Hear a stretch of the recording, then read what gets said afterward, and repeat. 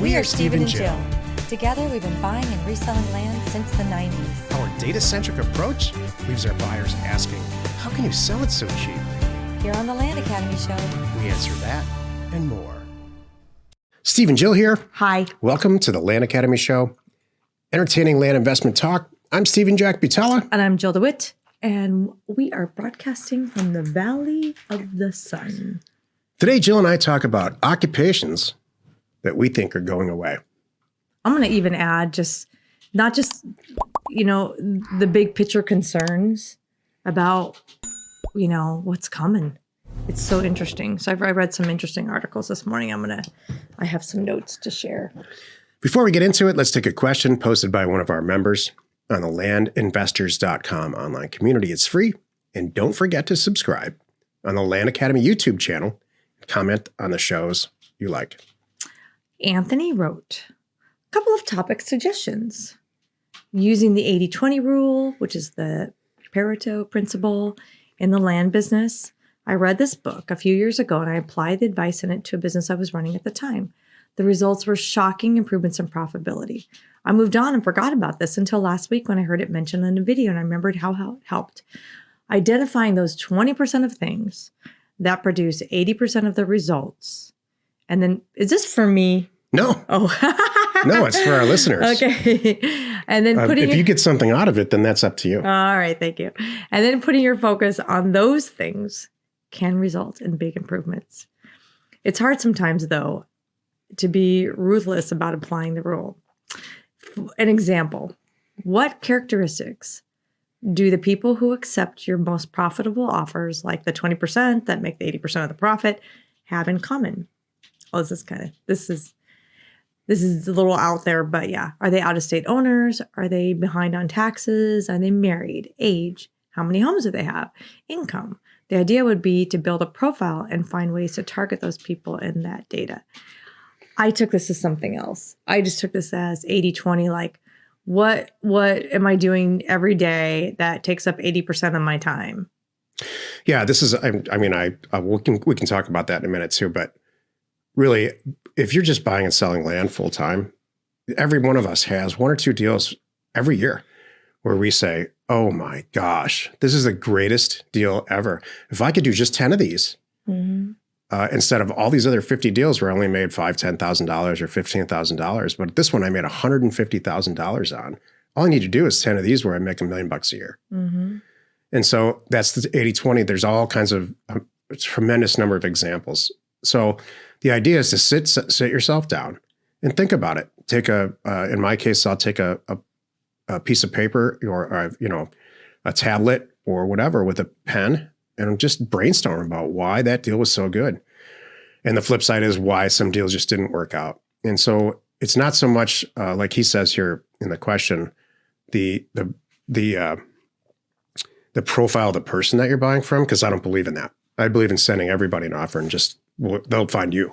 You send out 25,000 offers, the 5 people or 10 people in there that are just dying to sell that day are going to find you. They're going to respond to your offer and say, yes, I want to do the deal. The question is, if I send out 25,000 offers and I do it for only the property profile and the pricing profile where I made that $150,000 net, it's not going to be 80-20 anymore. That's the key. It's going to be 50-50 or 60-40 in your favor. Right. I'm going to find more properties priced this way in this area and with this attribute because those fly off the shelves. Yep. That's the goal. Cast a wider net, but cast a wider net in the type of fish that you want to catch, not in all fish. Right. Because I agree. And my main thing is, if you're going for bigger properties, if you're mailing to buy for 20, 30, 40,000, because you know it's worth double that or triple that almost, then that's for me the best. Versus I don't care about where they are in their taxes, if they're married or not, if they're 20 or 50 or 80, I don't care. You're not going to see, I can tell you in my years of doing this, decades of doing this, You're not going to see any consistency in that anyway. Yeah. There's so many young kids that just inherited the property from dad who was 80 and you missed them. Plus you don't have that in your data set. But I love this question. I obviously put it in here. You don't have age of ownership in a data set. Yeah. The only things you have in a data set, if you're newer, is stuff that the assessor cares about so that they can make a logical assessment on the If they had a property to mortgage send them on it. taxes. Or taxes. If it's got, if you have a 1 acre property that's got a 7,000 square foot mansion on it with 10 outbuildings, and you have a 1 acre property that's vacant right next to it, those are going to be taxed very differently, as they should, property taxed, as they should. And so, but they don't, if one of the owners is 18 and one of them is 80, nobody cares about that. That has nothing to do with the assessed data. Uh-huh. You are correct. What Jill was alluding to earlier was time management. And so I'm going to address it because she brought it up. Oh, great. This is awesome. I love this. This is a problem. This is a throw Jill under the bus. No, we're going to talk about it on Friday a little bit. Oh, Okay. what's Friday's show? Friday's show is about what Jill does in her office all day. I'll leave it at this, and we'll talk about it on Friday. Put a spreadsheet together about things that you can spend your time on during your workday. Right. And the vast majority of everything that I put myself at the top of the list, what we work on makes no money. Mm-hmm. I understand. Today's topic, occupations that we think are going away. This is the meat of the show. And it's not just us, by the way. I'm sure you know this. There's article after article after article, right? That's saying this. Am I right? Absolutely. Okay, one article came out, I think it was Forbes. You go first. Fortune. Because you started this with your list. And then I'm going to add a couple follow-up There's comments. been a 2-week trail of articles based on one about occupations that the whole world, financial analysts and economists think that are going away. They're all an offshoot of the one original article. I don't know what the original is because it's been regurgitated so many times. People have been saying that real estate agents are obsolete for years and years and years. There have never been more real estate agents and successful real estate agents than there are right now. Why is that? Because a lobbyist group's propping them up. Is it ever going to go away? Yeah, it's going to start to go away. Things like Redfin, which is a creative way to employ real estate agents, but for less. Things like that pop up. All these fad type offer apps that are geared toward 30-something females that you see on, because females make the decisions in a household see more usually. commercials on TV. That stuff's gone. Yeah, look, do you want this package or that package? This is the renovation package. This is a we clean it for you and organize it for you package. And this is the you don't do anything package. Those failed, by and large failed. And the ones that actually survived aren't really cash flow positive, but they're not set up to be. They're only set up to be an acquisition candidate for a bigger company. So do I think that the real estate agents are going to go away anytime soon? Hell no. I think they're here to stay for quite some time. I think there's too many. Unfortunately. Don't you think? I think the fact that there's too many real estate agents is great. I think they all can feed on each other like cannibals. Because everybody's going to get one good deal a year or one good deal, hopefully a month. But how about escrow title agents? Never going to go away. Yeah. I don't think. Yeah, shucks. I was hoping we could do it on our own, but they're making it harder. So I want to talk. Tell me when you're done? You want to go some more? You want to talk about more occupations? No, I mean, I have a few, but I want. Bring it. Well, I really, and rightfully so, I think some of the rest of the occupations that I have, and I have a personal issue with this, with minimum wage type, I think that the minimum wage personally should go up. The national minimum wage is too low. It doesn't go up with inflation, not even close.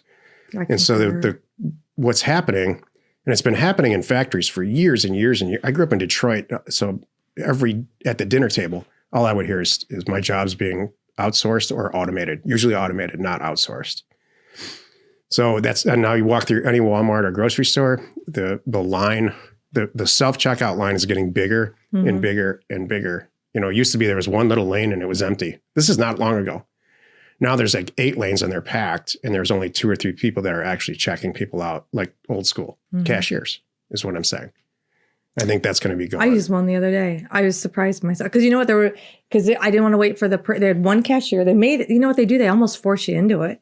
There was only one cashier, and you want to stand in that line or you want to do it yourself. So I think the world's a better place because of this. I don't think it's taking people's jobs away. There shouldn't be all these minimum wage jobs anyway. Okay. It's too easy to get some type of skill set and make better than that.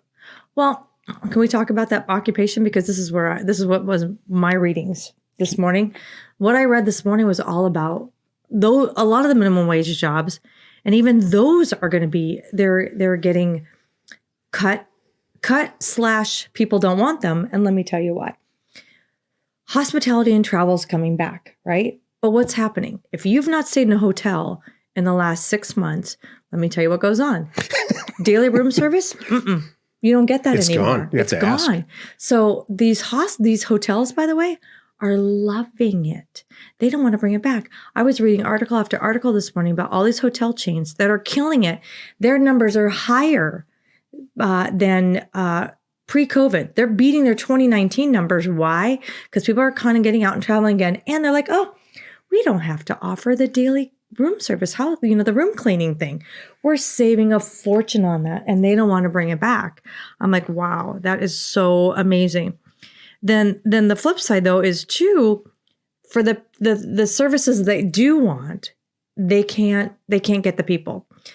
Here's why. They told a story about, and this is, I'm sure many, 2019, you'd have a bartender in a hotel that would work 18-hour days in a very expensive, popular city, make $18 an hour plus whatever tips.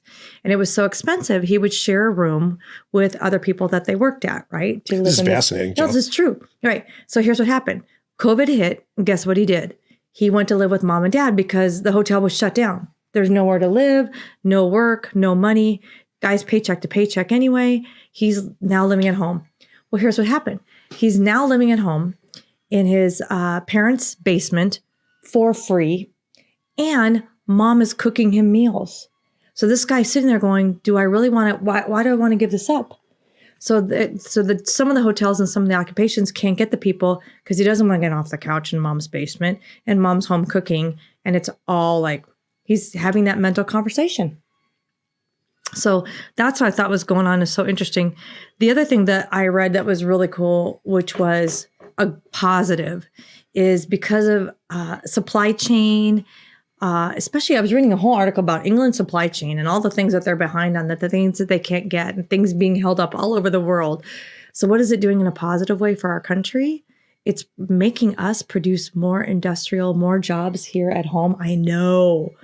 Texas went from Jobs being like matter. number 2 to like number Not Starbucks 8, jobs. I think There's it was. producing jobs that matter. Yeah. There used to be like a lot of automotive and things, right? In Texas. That was a thing. And oil. And so now other states are doing more than, they're surpassing Texas as far as producing and creating these industrial jobs. And that makes me happy too. Me too. And it was very nice. I'm not being political here at all. I'm trying to be neutral, but they said that's what Trump was trying to do all along, trying to bring more jobs here in our country. What news feeds are you reading, Joe? Oh, why? And that was a California article. Well, what does this mean? It was produced by a California company, but what does this mean to us as real estate investors? What it means is people are going to make more money, and people are making more money, so they have more money to spend on real estate, or second homes, or rural vacant land as an investment. And so I hope, because our businesses dramatically reflect this, that's what we're seeing happen. We're seeing a lot less sales time in properties that even 2 years ago. Yeah. It's a lot easier to sell property. Obviously, nothing's changed about how we buy it. We buy it inexpensively. So, there's a lot of jobs that are going to go away. And I don't think that they're necessarily bad jobs. I really think that there's the prevalence of a coffee shop on every corner, or not necessary. It's just unnecessary. There's too much minimum wage retail. And it's too easy for people who aren't that motivated, unlike most Land Academy members, to go get those jobs and just accept it as a way of life. This is so interesting. I could go on and on and on. I read so many good articles, by the way. Go ahead, Jill. Give us more. Because I'm fascinated by this. Google's buying up New York. They just bought a huge building in Manhattan. I'm like, I thought people weren't going to go back to New York. And I'm like, is this a real estate play on Google? That's what I'm kind of wondering, because they've been buying New York property the last 3 to 5 years. I'm like, I was reading all about that. Well, if you look at Google's track record on real estate, it's overwhelmingly positive. Yeah. They turn properties that are invaluable and warehouses type properties. They're doing San Francisco too, by the way, and make them good. They make them great places to work. So we'll see. Do I think it's a real estate play on Google's part? No, I think the culture in that company is to improve people's lives. Google's not what I'm talking about. Google pays great. Be lucky enough to get in there. Microsoft pays really well. These companies, look, the problem is these retail-based companies, these big box stores, grocery stores, not necessarily grocery stores, because you get paid there to work there pretty well, or better than, it's just these endless sea of coffee shops and fast food, minimum wage type that's driven. working itself out anyway. I think it really is. I'll end it on this. How much of us were eating out? We were eating out, right? Pre-COVID, we did so much out, and now post-COVID, COVID taught us we can cook, we can stay in, we can enjoy our families. It's so interesting. I know this all ties together, and this is actually probably a week's worth of shows. So that was fun. Thanks for listening. Well done, Jill. Need to send out a few thousand offers to property owners like us? Check out offers2owners.com. So it's offers2owners.com. No setup fees, free mail merge, exceptional service, and now including just released for everyone, concierge data and pricing. It's awesome. Give Offers to Owners a call today. Happy you could join us today. 5 days a week, you can find us right here on the Land Academy Show. Tomorrow, the episode on the Land Academy Show. Well, it's Jack Thursday already. I'm going to talk about work, life, money, balance. You are not alone in your real estate ambition. Hey, I have not successfully been able to achieve those things myself at this age. Oh, well, we'll talk about that. I would also like to talk about, since it's the after show, and I mentioned cooking at home, the alarm you hear in the background is Steven doing some home cooking, and he forgot he had the alarm on. So that's what you're hearing. If you can hear it, I don't know if our guys can scrub it all out. Is it still going? Yeah, I don't think that you can hear it. Oh, it stops after 5 minutes, apparently. It just finally stopped. Thanks, Jill. Thanks for throwing me under the bus. Yeah, you're welcome. That's what love is for. Thank you for tuning in. We would love to connect with you tomorrow on Clubhouse. Join us every Thursday at 1 o'clock Pacific time in the Land Investing Club. We are Steve and Jill. Information and inspiration to buy undervalued property. We hope you find our content valuable, and we appreciate your support. If you have not already, please check out our channel and hit the subscribe button. And your comments and suggestions help us to create the content you're here for. Hitting the like button helps to support our channel's algorithm and gauge your interest for future shows.